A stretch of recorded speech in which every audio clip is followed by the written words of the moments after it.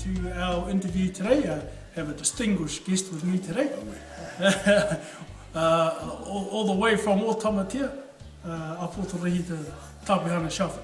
We're just going to have a bit of a kōrero, just to let you know where he's at with the maramatanga, how they became involved in the maramatanga, his whānau, and tēnā koe hoa. Kia ora, kia ora. The floor is yours. Thank you very much.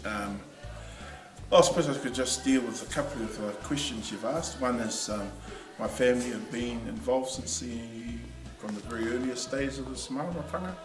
My tupuna Praere Paikia was instrumental in helping the TWR with his work, amongst other people of course. He was upoho te reo te arepa and therefore upoho ngā reo, and helped form the reo. So my whānau have been involved way back then. I'm the Apotoro Rehita for Otamatea, and I'm the fifth Apotoro the parish has had since it was formed in the 1920s. And we have based it Otamatea Marae, although we whakamumitia at the Ruawharo,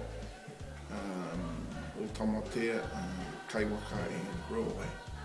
So that's sort of our little rohe we've got. And I'm in charge of the whole party here. But that's pretty much it. And I'm really here by deception really. My friend said to come to Whakamoemiti in Takanini, and we ended up here in Puki, but lovely, it's been a lovely day. Lovely to come and tautoko the Apotoro Saipiti Hama. But love this maramatanga. Love this maramatanga. Oh, get the pai. I know also that you guys have a big whānau over in Brisbane, and there's a big build up to Morehu Day 2013 over in Brisbane with your brother, Apotoro Rehita. Have you got anything that you can share on that? Yeah, my brother's just recently, I think he went up the same time as Harley. Harley and him went up the same time as Rehita last year maybe. And so they he has a regular attendance, around 120 people turning up to Whakamoemiti. They have kura hapati at 9:30 in the morning and have Whakamoemiti at 11. So the parish has slowly built up, and now it's got to a stage where they're looking at hosting Morehu Day 2013, and they've invited Takutai Moana Choir, ngā reo to go to Brisbane, and ngā pāri hao of Australia, hui katoa rātou ki Brisbane. So it's looking like going to be a really excellent hui. Oh, excellent awesome. Hui, yep. Awesome. Well, thank you very much, Tapihana, for your time. Yeah.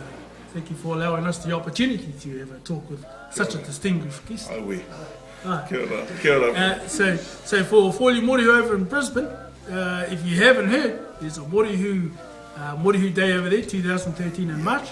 We're trying to get our stuff together over this side of the country, so that we'll meet you fellas all over there. In the meantime, ngā manaakitanga ki a tātou riki, o te māngai tautuku mai, aini aka ni ai. Ai, tautoko.